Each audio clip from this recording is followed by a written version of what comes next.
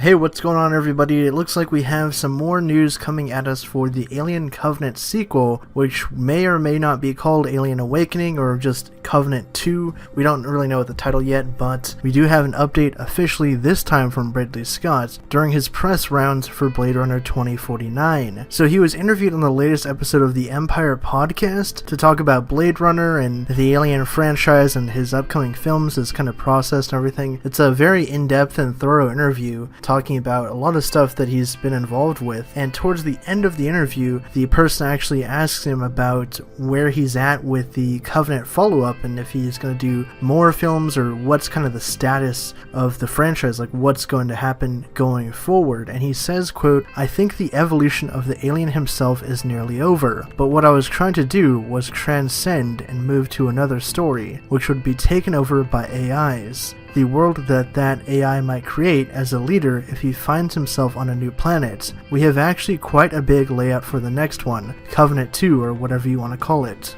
So really interesting, because I didn't think this was going to be the story at all, but it seems like this is going to be a story once again focusing on David rather than the engineers or the xenomorph or whatever, because it looks like we are going to be getting the follow-up to whatever planet they're going to, Oragai 6, and in the sequel it seems like the xenomorph is going to get dialed back again, kind of like with Prometheus, and the focus is going to be on AIs and what kind of a planet they're going to create on this new world, whether that's the alien homeworld or whether it's something else, but we do know that the engineers will have a pretty substantial role in this film again, as Ridley Scott did confirm a couple months ago that the engineers will return and they're going to be very upset with what David did to Planet 4 and the colony on that planet. So a lot of this stuff sounds kind of weird to me, and it does seem like Scott is just kind of making this up as he goes along. I'm not really sure who was asking for an alien film to focus on an android and artificial intelligence, but who knows, maybe it could be interesting. I'm certainly looking forward to seeing what's going to happen, I guess, because it's just like at this point I think we just kind of need closure on this prequel franchise. You know, for better or worse, I kind of just want them to make this last one and just say, okay, that's it, and let's just wrap up the story and move on to other things, because that certainly seemed like what was going to be the plan after we had heard that Fox was quote-unquote reassessing the Alien franchise post-Covenant due to the disappointing box office return. But another funny thing about this interview is that